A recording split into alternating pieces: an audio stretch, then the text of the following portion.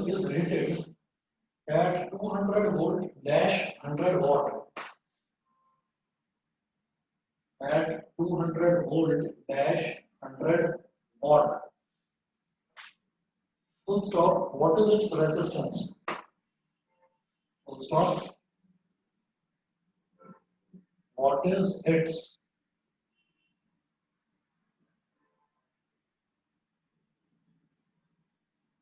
resistance? 5 such bulbs burned for 4 hours. 5 such bulbs burned for 4 hours. Full stop. What is the electrical energy consumed? What is the electrical energy? What is the electrical energy consumed? Question mark. Calculate the cost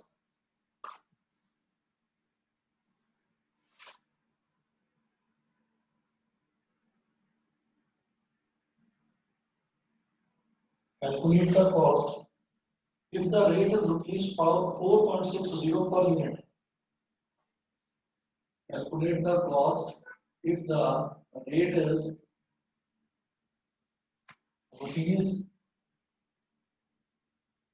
4.60 per unit. देखिएगा किस तरह से करना है इसको.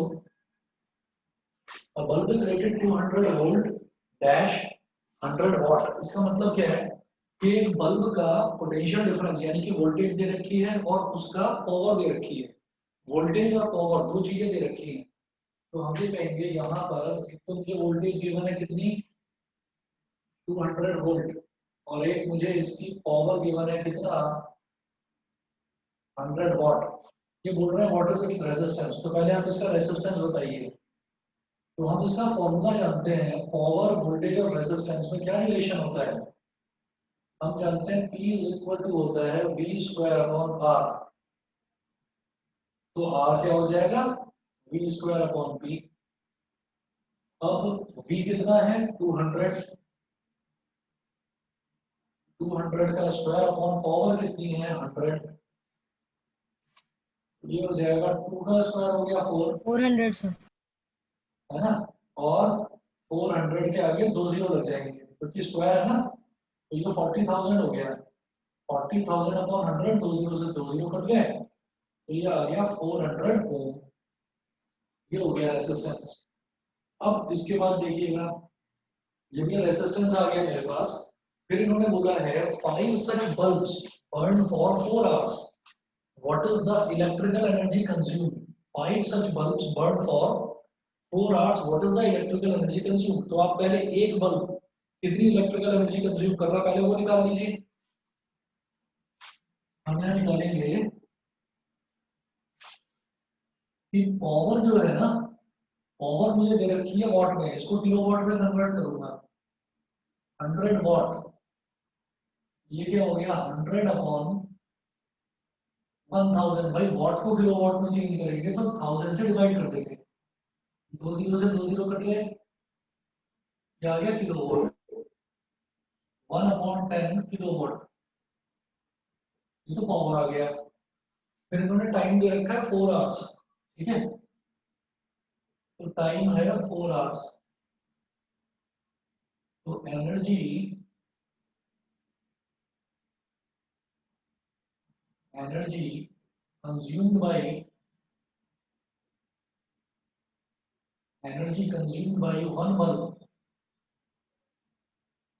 is equal to power into time taken. अब power कितना है 1 अपॉन 10 और टाइम कितना है 4 आवर्स.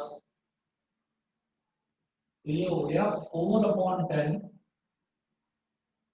Kilowatt hour. ये हो गया एनर्जी कंज्यूम बाय 1 बल्ब. तो ये बोल रहे हैं 5 सच बल्ब्स बर्न फॉर 4 आवर्स. ठीक है. जब एक बल्ब इतनी एनर्जी कंज्यूम करता है 4 घंटे में, है ना, तो 5 बल्ब कितनी करेंगे, multiply by 5। Energy consume, sir 2 kilowatt hours. हाँ, एनर्जी कंज्यूम बाई 5 बल्ब्स, ये क्या हो जाएगा, 5 से मल्टीप्लाई कर देंगे, 5 इंटू 4/10, तो 5 1 जा 5, 5 2 जा 10, 2 2 जा 4, क्या हो गया 2 किलोवाट आवर। बताइए जितना समझ में आ गया सबको। Yes yes sir. Sir. Yes sir. हाँ जी, अब वो बोल रहा है calculate the cost if the rate is rupees 4.60 per unit. तो 2 किलोवाट आवर का मतलब क्या होता है, 1 किलोवाट आवर का मतलब होता है 1 यूनिट, ऐसे ही 2 किलोवाट आवर का मतलब होता है 2 यूनिट्स। ठीक है, ये कमर्शियल यूनिट ऑफ इलेक्ट्रिसिटी है, तो कोई भी ये नहीं बोलता कि मैंने 50 किलोवाट आवर यूज करे हैं, मैंने 12 किलोवाट आवर यूज करे, सब ये कहते हैं मैंने 12 यूनिट यूज करी है, मैंने 50 यूनिट यूज करी है। वो यूनिट का मतलब होता है किलोवाट आवर। ठीक है, तो वो इसकी यूनिट को यूनिट ही बोल देते हैं, किलोवाट आवर नहीं बोलते। Is equal to 2 units, 2 units हो गई, तो cost of 1 unit is rupees 4.60। एक यूनिट की कॉस्ट है रुपीज 4.60, तो 2 यूनिट की कितनी हो गई, 9.20। कॉस्ट ऑफ 2 यूनिट्स हो गया 4.60 इंटू 2, ये हो गया रुपीज 9.20। बताइए सभी को क्लियर है। यस हाँ सर। जी सर। चलिए जी, ये क्वेश्चन हुआ। इसके बाद एक और क्वेश्चन देखेंगे। An electric heater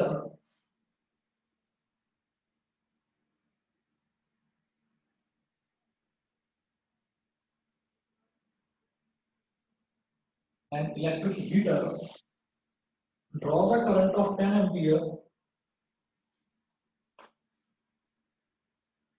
An electric heater draws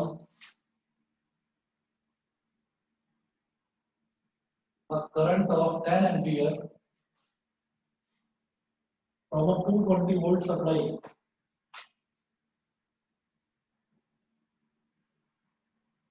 From a 220 volt,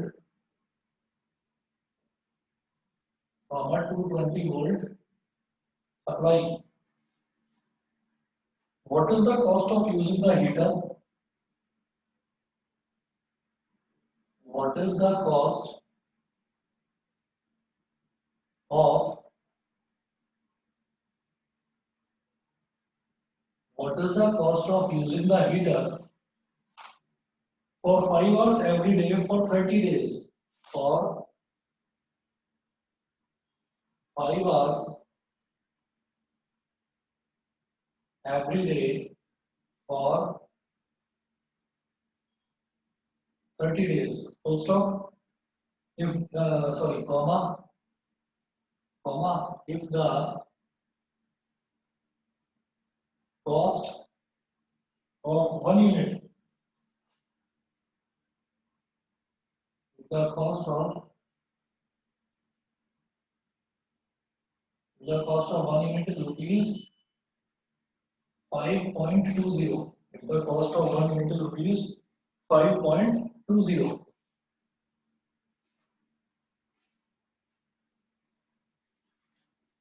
An electric heater draws a current of 10 ampere from a 220 volt supply. एक इलेक्ट्रिक हीटर है, सप्लाई कितनी है 220 वोल्ट की, यानी कि वोल्टेज है 220 वोल्ट। कितना करंट खींच रहा है वो, कितना करंट ड्रॉ कर रहा है 10 एम्पियर। तो पावर कितनी हो जाएगी, पावर होती है जब वोल्टेज और करंट दे रखा होता है, पावर होती है V इंटू आई। तो ये वाला फॉर्मूला लगाओ, 2200 मल्टीप्लाई बाई 10, ये हो गया 2200 क्या वॉट। लेकिन मुझे पावर वॉट में नहीं चाहिए, मुझे पावर चाहिए किलो वॉट में, तो अभी के अभी कन्वर्ट कर लो। 2200 अपॉन 1000, 2.2 कट गया, ये हो गया 2.2 किलो वॉट। ये पावर हमारी किलोवाट में आ गई। उसके बाद इन्होंने बोला what is the cost of using the heater for 5 hours every day for 30 days. हर दिन हम हीटर को 5 घंटे तक चलाते हैं और ऐसा हमको पूरे 30 दिन तक करना है। हमने 30 के 30 दिन, महीने के 30 के 30 दिन हमने हीटर को हर दिन 5 घंटे चलाया, तो टोटल कितने आवर्स हो गए? 30 इंटू 5 150 आवर्स। Yes sir. ठीक है, तो हम ये कहेंगे कि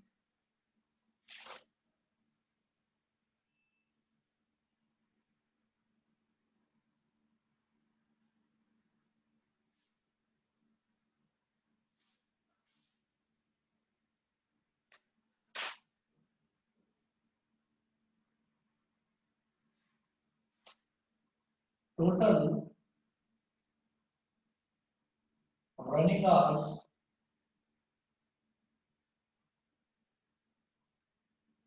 ऑफ द हीटर कितने हो गए? एक दिन में 5 घंटे और पूरे 30 दिन तक यूज कर रहे हैं, तो 5 इंटू 30 यानी कि 150 आवर्स। 150 आवर्स, तो ये टोटल टाइम हो गया। ठीक है, तो एनर्जी कैसे निकालेंगे? Electrical energy is equal to power into time taken.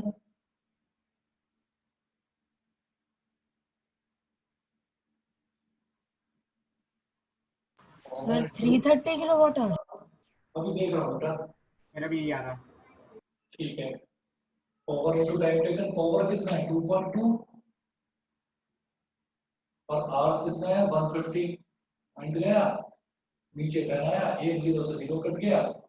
15 to सा 30, 3 कैरी, 15 टू सा 30 और 3 30, 33। तो 330 किलोवाट आवर, इसका मतलब क्या हो गया? 330 यूनिट्स। अब एक यूनिट की कॉस्ट कितनी है? ₹5.20। Cost of 1 unit is equal to ₹5.20। तो cost of 330 units is equal to 5.20 multiplied by 330। Point गया तो नीचे 100 आ गया, एक जीरो से ये एक जीरो कैंसिल, इस जीरो से ये जीरो कैंसिल। 52 into 33, 3 2 6, 3 5 15, 3 2 6, 3 5 15, 6 5 6 11, 1 carry, 5 1 6 और 1 7। तो ये कॉस्ट आ गई ₹1716। बताइए, समझ गए सभी बच्चे? Yes sir. Yes sir. ठीक है जी। अब इसके बाद में जो नेक्स्ट है टॉपिक इसका, वो है heating effect of current. Heating effect of current, और ये वाला जो टॉपिक है ये इस चैप्टर का लास्ट टॉपिक है। हीटिंग इफेक्ट ऑफ करंट क्या होता है, फिर उस पर कुछ न्यूमेरिकल्स और फिर इलेक्ट्रिकल फ्यूज। अच्छा, इलेक्ट्रिकल फ्यूज तो करने की जरूरत ही नहीं है, वो तो सिलेबस में से हटा दिया इस साल, है ना। तो हीटिंग इफेक्ट ऑफ करंट यही हमारा लास्ट टॉपिक है। ये देखते हैं कि whenever an electric current is passed through a high resistance wire like a nichrome wire, the resistance wire becomes very hot and produces heat. This is called the heating effect of current. अगर मैं कभी भी current की बात करता हूँ, current किसी भी वायर में से अगर फ्लो करता है और जब वो फ्लो करता है तो मान लीजिए हमने कुछ किसी ऐसे वायर की बात कर रहे हैं जिस वायर का रेजिस्टेंस बहुत ज्यादा है। तो अगर किसी भी वायर में से करंट फ्लो कर रहा है और उस वायर का रेजिस्टेंस बहुत ज्यादा है, तो वो जो वायर है ना वो गर्म हो जाएगा, वो वायर गर्म हो जाएगा। तो इसी जो यही जो आपका इफेक्ट होता है, this effect is known as heating effect of current. मतलब कि किसी वायर के थ्रू करंट फ्लो कर रहा है और करंट ने ऐसा क्या करा कि वो गर्म हो गया, कोई आग तो लगाई नहीं। ऐसा क्या होता है कि इलेक्ट्रिक आयरन हमारी गर्म हो जाती है और हम अपने कपड़ों को प्रेस कर लेते हैं। ऐसा क्या होता है कि जो इलेक्ट्रिक हीटर है वो हीट फेंकने लगता है, वो हीट जनरेट करने लगता है। तो ये क्या है, इसको बोलते हैं हीटिंग इफेक्ट ऑफ करंट। और हमें इसको सिर्फ और सिर्फ इतना समझना है कि अगर करंट फ्लो करता है किसी भी ऐसे वायर में से जिस वायर का रेजिस्टेंस बहुत ज्यादा है, तो जब रेजिस्टेंस बहुत ज्यादा होता है तो कॉरस्पॉन्डिंगली टेम्परेचर भी बढ़ जाता है। जब रेसिस्टेंस जितना जितना जितना Excuse me, जितना sir? बड़ा होता जाएगा, हाँ अगर वो गर्म हो रहा है यानी इलेक्ट्रिकल एनर्जी हीट एनर्जी में प्रोड्यूस हो रही है, हाँ, तो सर जब भी वायर के थ्रू जाएगा तो करंट हमेशा कम ही पहुंचता है, हर बार कम होता रहता है वायर के साथ थोड़ा सा भी जाते समय। जब भी करंट जाता है ना, तो हमेशा करंट का कुछ ना कुछ लॉस जरूर होता है, ठीक है। तो वो लॉस क्यों होता है? क्योंकि जो रेसिस्टेंस है ना, रेसिस्टेंस का काम ही ये है, जो करंट होता है करंट के पाथ पाथ में रुकावट पैदा करना, ऑब्स्ट्रक्शन पैदा करना, तो ये काम रेसिस्टेंस का है। तो जितना ज्यादा रेसिस्टेंस होगा वो करंट को उतना ही ज्यादा रोकेगा, और जब करंट को वो रोकेगा तो करंट क्या है? Flow of charges. तो चार्जेस की प्रॉपर्टी है, चार्जेस फ्लो करने की कोशिश करेंगे, वो करते रहेंगे लगातार कोशिश करते रहेंगे, लेकिन जब रेसिस्टेंस ज्यादा है तो रेसिस्टेंस उनको रोकता रहेगा, तो उनके बीच में कोलिजन इतना ज्यादा होता रहेगा, रेसिस्टेंस उनको रोकता रहेगा लेकिन चार्जेस जाने की कोशिश करते रहेंगे। तो होगा क्या कि इतना ज्यादा कोलिजन होगा कि टेम्परेचर बढ़ना शुरू हो जाएगा वहां। आप ये देखिएगा, अगर आप किसी कंटेनर में पानी को भी गर्म करते हैं ना, तो पानी के मॉलिक्यूल्स का कोलिजन बढ़ जाता है आपस में, आपने देखा होगा वो बबल्स आपस में टकराते रहते हैं, ठीक। तो जहां पर भी नंबर ऑफ कोलिजन बढ़ जाएंगे, कोलिजन बहुत ज्यादा हो जाएंगे, वहां पर आप समझ लीजिए उस ऑब्जेक्ट का टेम्परेचर ऑटोमेटिकली राइज कर जाएगा। समझ गए मेरी बात? ठीक है।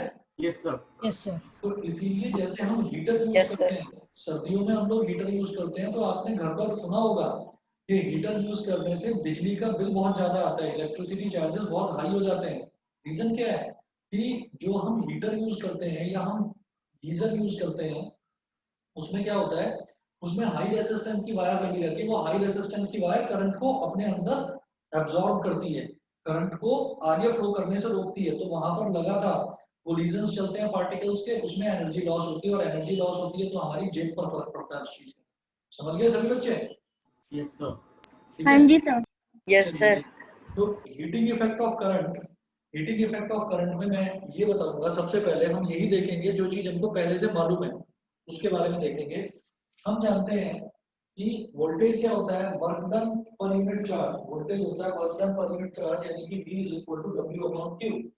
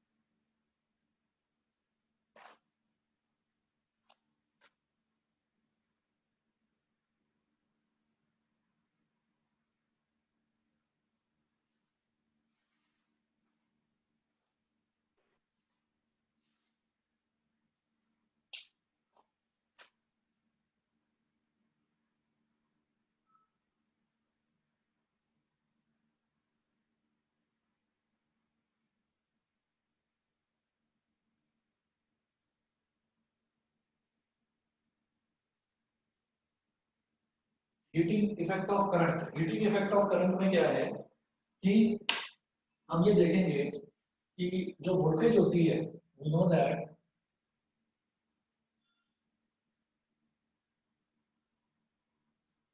V is equal to W upon Q। Voltage क्या होती है? Work done upon charge consumed, work done upon charge consumed, ये वोल्टेज का फॉर्मूला होता है।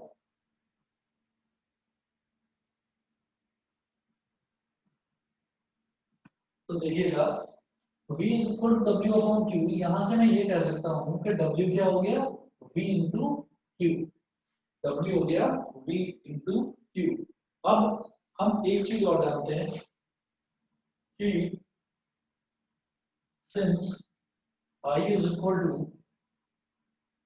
Q upon T, करंट होता है चार्ज अपॉन टाइम टेकन, तो यहां से मैं ये कह दूंगा Q क्या हो गया? I into T, क्योंकि वैल्यू I into T हो गई, इस वैल्यू को यहां सब्स्टिट्यूट कर दीजिए, therefore work done W is equal to V into Q की जगह डाल दीजिए IT, V into IT। ये समझ में आ गया? यस ठीक सर। है, V into IT ये हो गया। अब हम ये कहेंगे कि वर्क डन हमारा हो गया WIT as per Ohm's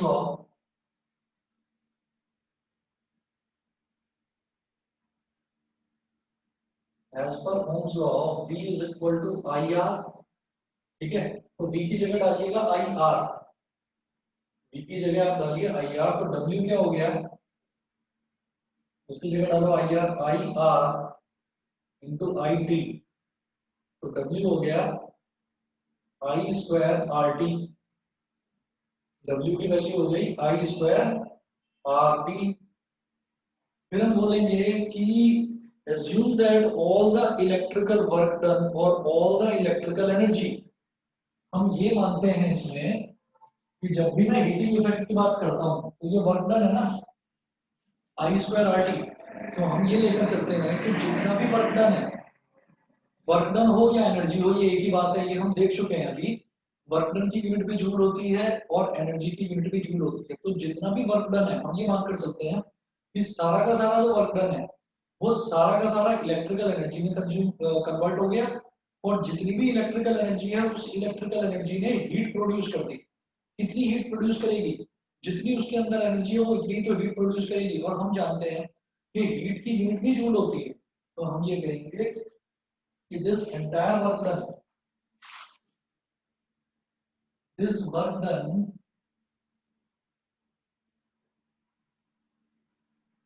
gets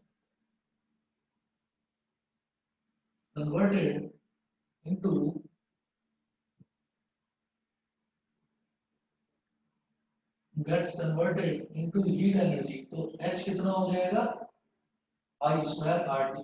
समझ गए कि नहीं बताइए? हाँ जी सर। बताइए, दिवस क्लियर है? Yes sir. ठीक है दीपांशी? Yes sir. ठीक, और यहीं पर इसकी डेफिनेशन भी प्रॉपर है, मैं आपको नोट्स में भेज दूंगा। सर तो W इक्वल्स टू H भी होता है? नहीं तो अच्छा हाँ, W is equal to H भी होता है, ठीक है। ये उन केसेस की बात कर रहे हैं जहां पर रेजिस्टेंस बहुत हाई होता है। तो हीटिंग इफेक्ट ऑफ करंट का जहां पर भी क्वेश्चन आएगा वहां पर आपको वर्क डन ही मानेंगे आप, हीट एनर्जी के बराबर है कि जितना वर्क डन हुआ वो सारा का सारा हीट एनर्जी में कन्वर्ट हो गया। क्यों? क्योंकि ये क्वेश्चन जब आपका आएगा तो आप खुद देखेंगे कि रेजिस्टेंस की वैल्यू आपको वो हाई देंगे। और सर हीट एनर्जी और एनर्जी भी एक है, तो H इक्वल्स टू E भी होगा। वो ऐसा देखो हमेशा नहीं है, ये कब होता है, ये तब होता है कि जब आपको रेजिस्टेंस की वैल्यू ज्यादा दे रखी हो। जब रेजिस्टेंस की वैल्यू ज्यादा दे रखी हो तो एनर्जी एनर्जी नहीं कहलाएगी, वो भी हीट एनर्जी कहलाएगी। समझ गए ना?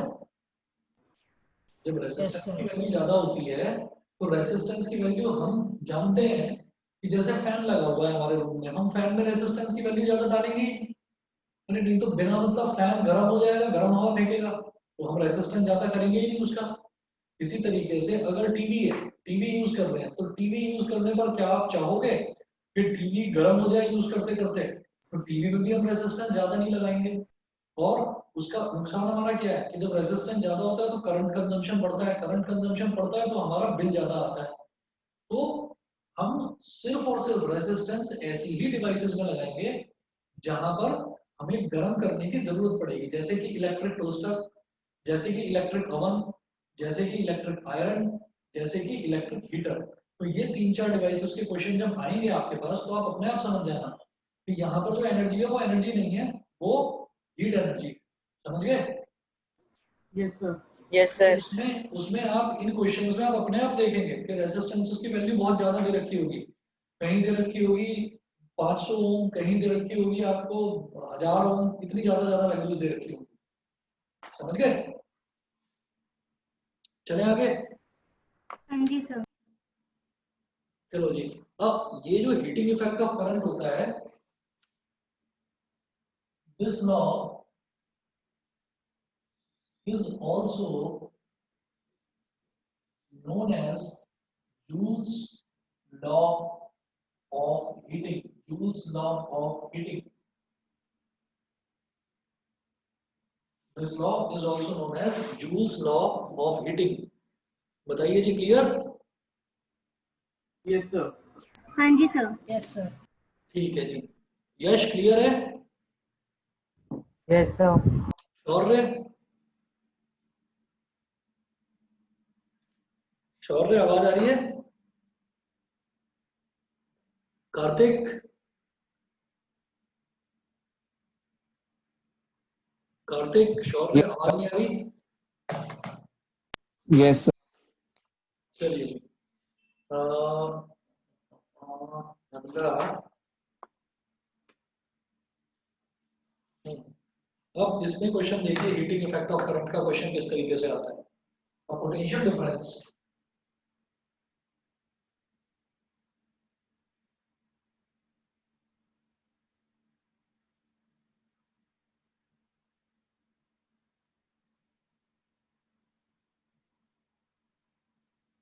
potential difference of 250 volt. The potential difference of 250 volt is applied across a resistance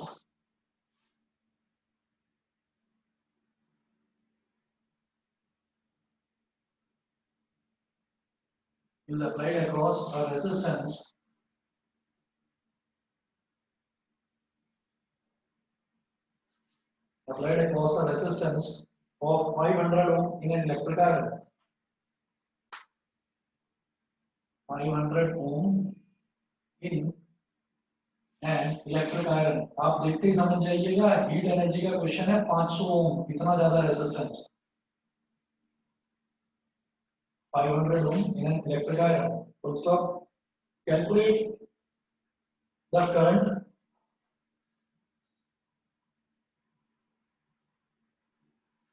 calculate A part में क्या पूछ रहे हैं, करंट, और बी पार्ट में पूछ रहे हैं heat energy produced in joules in 10 seconds. Heat energy produced in joules in 10 seconds. Heat energy produced in joules in 10 seconds. अब देखिएगा इसको किस तरीके से करेंगे। ए पार्ट में तो सिर्फ करंट पूछा है हमसे। सर करंट तो V into IR से निकाल सकते हैं। बिल्कुल। पोटेंशियल डिफरेंस कितना दे रखा है, 250 वोल्ट। पोटेंशियल डिफरेंस तो हो गया 250 वोल्ट। रेजिस्टेंस कितना है, 500 ओम। रेजिस्टेंस हो गया 500 ohm. By Ohm's law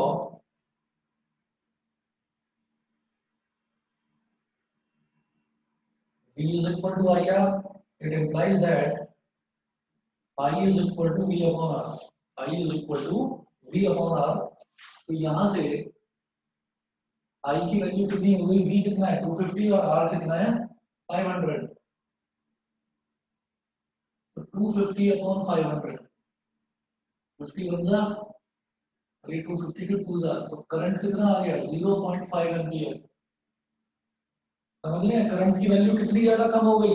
current की वैल्यू इतनी कम क्यों हो गई, क्योंकि सारा का सारा करंट जो है वो रेजिस्टेंस अपने अंदर खींच रहा है। तो करंट इतना ही बेचारा इतना ही फ्लो कर पाएगा, बाकी सारा तो रेजिस्टेंस ने अपने अंदर एब्जॉर्ब कर लिया। ठीक, अब जरा देखिएगा, ये तो करंट आ गया, करंट आ गया हमारे पास 0.5 एम्पियर। बी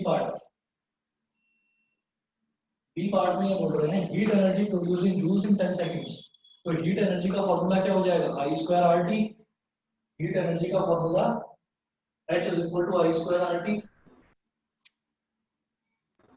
तो इसको सेकंड्स को आवर्स में कन्वर्ट करना पड़ेगा ना ना ना, कमर्शियल यूनिट ऑफ इलेक्ट्रिसिटी की बात नहीं हो रही। हीट एनर्जी है तो जूल्स में निकालनी है आपको, ठीक है। ठीक है सर।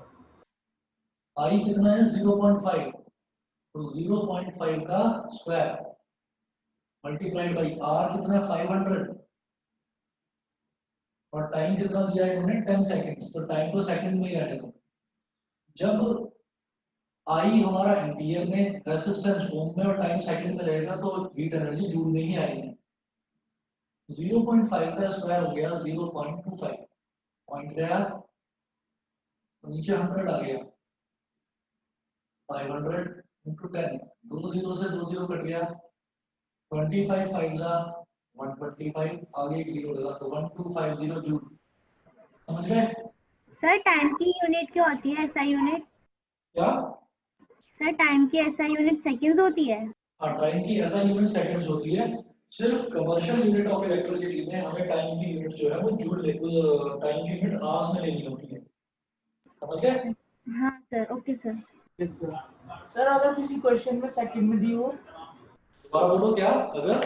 अगर सर किसी क्वेश्चन में जो टाइम है वो सेकंड्स में, ओ सॉरी आवर्स में दिया हो, तो उसको सेकंड में कन्वर्ट करोगे, पहले हीट एनर्जी निकालने से पहले सेकंड में कन्वर्ट करोगे। ओके ठीक है बेटा, 1 मिनट रुको, मैं पानी पी रहा हूँ, जरा 1 मिनट वेट करिए। तो आपको क्या दे रखा है? क्यू की वैल्यू दे रखी है, कैपिटल क्यू, चार्ज को क्यू बोलते हैं। 96,000 कूलम्स ऑफ चार्ज ये दे रखा है। इज ट्रांसफर्ड इन 1 आवर, यानी कि टाइम दे रखा है मुझे 1 आवर, जिसको मैं एसआई यूनिट में कन्वर्ट करूंगा, यानी कि कितना हो जाएगा? 3600 सेकेंड्स। समझ गए भाई? 1 आवर में 60 मिनट्स और 60 मिनट्स में 60 सेकेंड्स, तो 60 इंटू 60 3600 सेकेंड्स। ये तो मालूम होगा सभी को। Yes sir. अब यहाँ से मैं करंट निकाल सकता हूँ। करंट कितना हो गया? आई होता है चार्ज अपॉन टाइम टेकन। तो चार्ज कितना है? 96,000 अपॉन टाइम 3600। 20 से 20 हमने काट दिया। 12 3 जा 36, 12 8 जा 96, 80 अपॉन 3 एम्पियर। 80 अपॉन 3 एम्पियर, ये तो करंट की वैल्यू आ गई। करंट आ गया 80 अपॉन 3 एम्पियर। फिर इन्होंने बोला है कैलकुलेट द हीट प्रोड्यूस। मैं हीट प्रोड्यूस निकालूंगा, आई मैंने निकाल दिया। अब ओम्स लॉ लगाकर मैं रेजिस्टेंस की वैल्यू निकाल सकता हूँ। ओम्स लॉ लगाकर मैं रेजिस्टेंस की वैल्यू निकाल सकता हूँ। देखिएगा,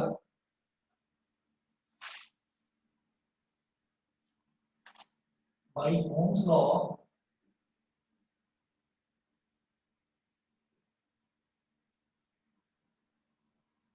V is equal to IR. It implies that R is equal to V upon I. ठीक है, तो R क्या है? रेजिस्टेंस क्या है? मतलब कैसे निकलेगा? 50 अपॉन करंट, यानी कि 50 अपॉन 80 अपॉन 3। ये 3 ऊपर आ जाएगा, डिनोमिनेटर का डिनोमिनेटर ऊपर मल्टीप्लाई हो जाता है। समझ रहे हैं? Yes sir. तो ये मेरे पास हो गया 150 अपॉन 80। 0 से 0 कैंसिल, ये आ गया हमारे पास 15 अपॉन 8 ओम। हालांकि रेजिस्टेंस की वैल्यू कोई बहुत ज्यादा नहीं है, लेकिन फिर भी इन्होंने पूछा है कि आपको हीट प्रोड्यूस निकालना है। हीट प्रोड्यूस इन्होंने पूछा है, तो रेजिस्टेंस हमारे पास आ गया। अब हम क्या करेंगे? H is equal to I square RT। अब I देखिएगा, I क्या है? 80 अपॉन 3। तो 80 अपॉन 3 का स्क्वायर मल्टीप्लाइड बाय रेजिस्टेंस कितना? 15 अपॉन 8। ठीक है, मल्टीप्लाइड बाय टाइम कितना? 3600 सेकंड्स, 3600 सेकंड्स। एक्सपेंड करिए इनको सबको। 80 का स्क्वायर कितना हो जाएगा? 6400। 3 का स्क्वायर हो जाएगा 9। 15 अपॉन 8 मल्टीप्लाई बाय 3600। 9 4 जा 36, 2 0 आ गए, और 8 5 जा 40, क्या आ गया? 50। बताइए जी, सभी को समझ में आ रहा है? Yes sir. Yes, sir. Okay.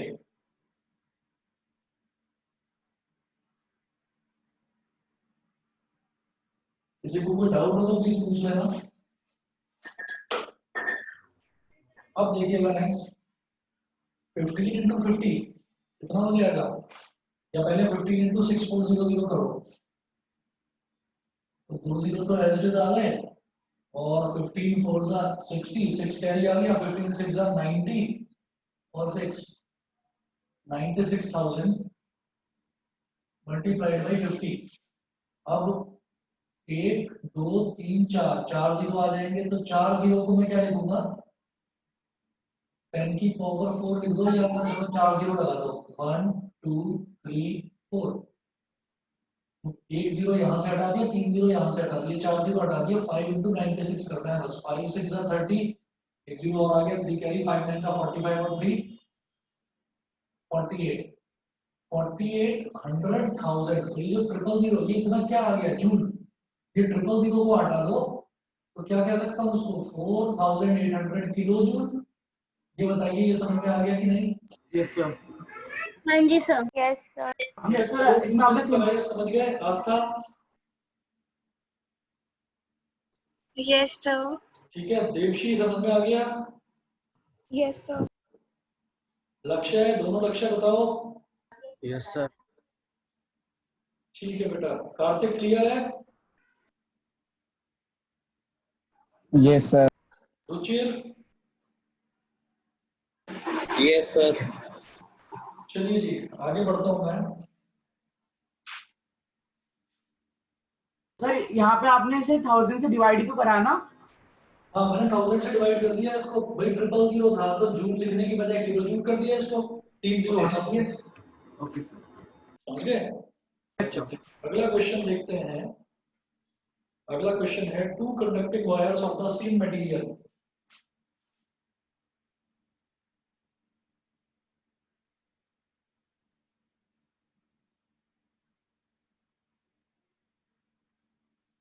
Two conducting wires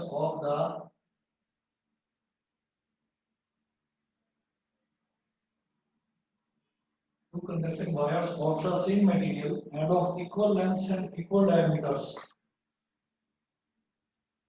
and of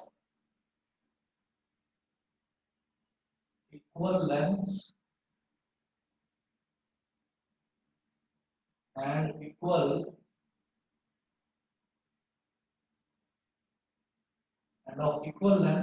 and equal diameters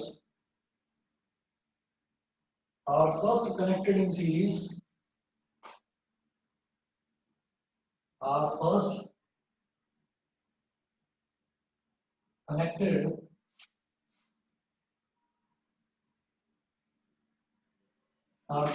in series and then in parallel in a circuit.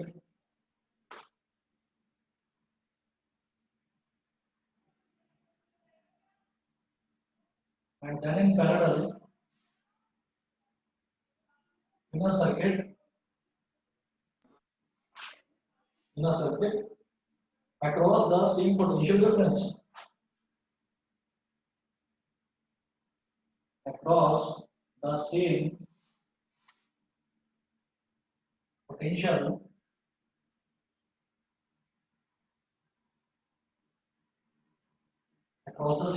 difference. The ratio of heat produced in series and parallel combinations. The ratio of heat produced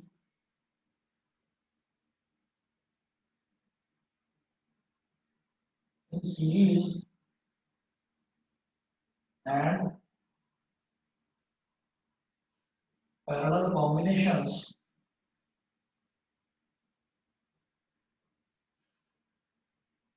would be आपको 4 options दे रखे हैं। एक option है 1:2, option B है 2:1, option C है 4:1, sorry 1:4, 1:4 और option D है 4:1। ये आपको 4 ऑप्शन दे रखे हैं। अब ये करना है कि क्वेश्चन इसमें क्या है, टू कंडक्टिंग वायर्स, दो कंडक्टिंग वायर्स हैं जो सेम मटेरियल की बनी है, जिनकी लेंथ इक्वल है, जिनका डायमीटर इक्वल है, मतलब हर तरह से वो सेम है। तो जब कोई भी कंडक्टिंग मटेरियल है, कोई भी कंडक्टिंग वायर है, जब वो पूरी तरह से आइडेंटिकल होता है, सेम होता है, तो उन दोनों के रेजिस्टेंस इक्वल होते हैं, है ना? तो ये जो पूरी कहानी दे रखी है कि two conducting wires of the same material and of equal length and equal diameters, इस सब को जो ये जो कहानी दे रखी है, ये इसलिए दे रखी है कि जो दोनों वायर्स हैं वो पूरी तरह से आइडेंटिकल है, तो दोनों का रेजिस्टेंस सेम होगा, दोनों का रेजिस्टेंस सेम होगा। अब हमने कहा कि ऐसे दो वायर्स को एक बार सीरीज में लगाते हैं और एक बार पैरेलल में लगाते हैं, ठीक? और इन्होंने क्या बोला, कि they are first connected in series and then in parallel in a circuit across the same potential difference. The ratio of heat produced in series and parallel combinations would be, ठीक, सेम पोटेंशियल डिफरेंस के across उनको connect करा जाता है, तो ratio of heat produced निकालना है। तो जरा देखिएगा आप कैसे करेंगे। इसमें हमको ये दे रखा है since both the wires are identical in every aspect, so their resistances will be equal. Let it be x ohms। मैंने जो इक्वल रेसिस्टेंसेस हैं उनको क्या मान लिया, दोनों का जब रेसिस्टेंस, दो वायर है तो दोनों का रेसिस्टेंस जब इक्वल दे रखा है तो मैंने दोनों के रेसिस्टेंस को x मान लिया। तो अब मैं क्या करूंगा, case first when they are connected in series, तो केस फर्स्ट में हमने इनको सीरीज में कनेक्ट कर दिया, तो ये रेसिस्टेंस भी x हो गया, ये रेसिस्टेंस भी x हो गया, ठीक है। And across the same potential difference, across the same potential difference भी सेम है, यानी कि इसकी वैल्यू को ले लिया मैंने v प्लस माइनस, ये तो टर्मिनल्स हो गए। तो रेसिस्टेंस कितना हो गया इस केस में, इस केस में रेसिस्टेंस मेरा हो गया 2x, क्योंकि सीरीज में रेसिस्टेंस क्या हो जाता है, ऐड अप हो जाता है, ठीक है। और वोल्टेज कितना है वो मैंने v ही माना है, तो करंट कितना हो जाएगा, I is equal to v upon r, यानी कि v अपॉन 2x। ये समझ में आता है कि नहीं बताइए? Yes, Yes, sir. sir. समझ गए? तो ये जो मेरा केस फर्स्ट है, इसके रेसिस्टेंस को R1 बोल दीजिए, ठीक है, और इसके वोल्टेज को V1 बोल दीजिए। तो हमारा और करंट हो गया I1, V1 अपॉन R1, ये हो गया, ठीक। तो हीट प्रोड्यूस्ड H1 कितनी हो जाएगी, I1 स्क्वायर R1 स्क्वायर और T, ठीक। तो हमने ये कहा कि जब मैं हीट प्रोड्यूस निकाल रहा हूँ तो टाइम भी मैंने सेम माना, भाई दोनों का टाइम सेम मानेंगे और तब निकालते हैं हीट प्रोड्यूस। तो ये कितना हो जाएगा, I1 स्क्वायर हो गया v अपॉन 2x का square multiplied by, sorry R1 square नहीं होगा, R1 होगा सिंपली I स्क्वायर RT होता है ना, तो I1 square R1 into T, और R1 कितना है 2x मल्टीप्लाइड बाई T। ये हो गया v square upon 4x square multiplied by 2x multiplied by T। एक x से एक x कट गया, 2 1 जा 2, 2 2 जा 4, तो H1 की वैल्यू हो गई v स्क्वायर अपॉन 2x और ऊपर T, v स्क्वायर, ये 2x तो कट गया, v square T upon 2x। ये क्लियर है? Yes, sir. H1 ये आ गया बेटा। उसके बाद देखेंगे केस सेकंड। केस सेकंड में हम कहेंगे अब पैरेलल का केस है कि दोनों रेजिस्टेंसेस को पैरेलल में लगा दिया,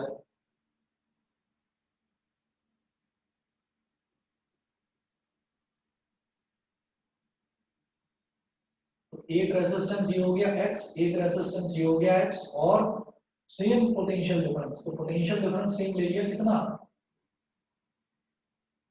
प्लस माइनस v, ये हो गया। तो यहाँ जब रेजिस्टेंस निकालेंगे, केस 2 है तो रेजिस्टेंस को मान लो R2, तो 1 upon R2 is equal to 1 upon x plus 1 upon x, मतलब 1 upon R2 is equal to 2 upon x। तो R2 की वैल्यू क्या आ गई यहाँ पर, x अपॉन 2, समझ गए होंगे आप? Yes, sir. R2 की वैल्यू आ गई x अपॉन 2, वोल्टेज सेम है भाई, V2 जो है V2 वोल्टेज सेम ही लिया है V, तो करंट I2 ये कितना हो जाएगा, V2 अपॉन R2, V2 कितना है V और R2 कितना है x अपॉन 2, डिनोमिनेटर का डिनोमिनेटर न्यूमरेटर में आ जाता है, तो 2v अपॉन x हो गया ये I2 की वैल्यू। ये बता दीजिए समझ में आया कि नहीं? Yes, sir. हाँ जी सर। क्वेश्चन मिटा रहा हूँ यहाँ से,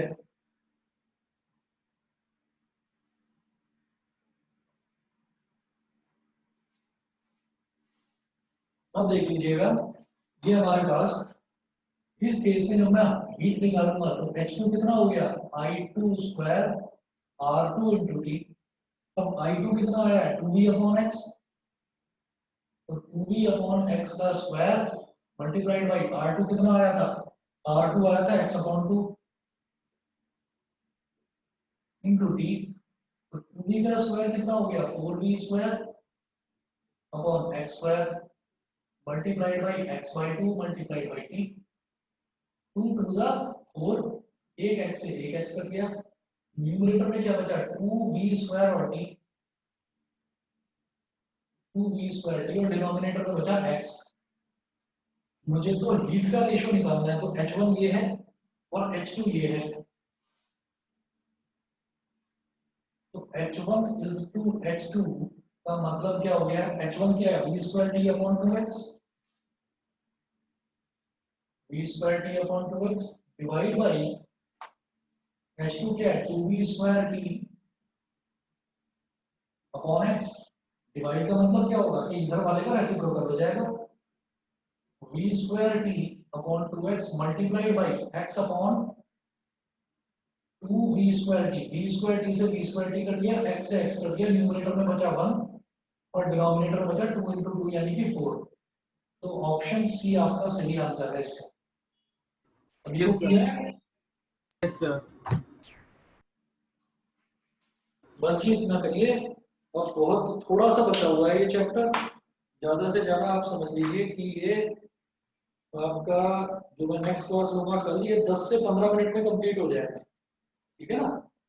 ये 10 से 15 मिनट में ये कंप्लीट हो जाएगा, और फिर थोड़ा सा ही आपका बायो का बचा हुआ है जो रिप्रोडक्शन वाला चैप्टर है। तो कल आपका ये वाला चैप्टर भी और रिप्रोडक्शन वाला चैप्टर दोनों ही चैप्टर को फिनिश करवा दूंगा।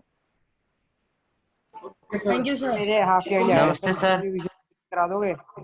क्या क्या कह रहे हो? मेरा रिवीजन करा दोगे सर? 2-3 चैप्टर का हाफ ईयरली आ रहे हैं 15 से। हाँ कौन से मेरे भी है सर एक तो क्वाड्रेटिक और लीनियर का करा देना बस आप।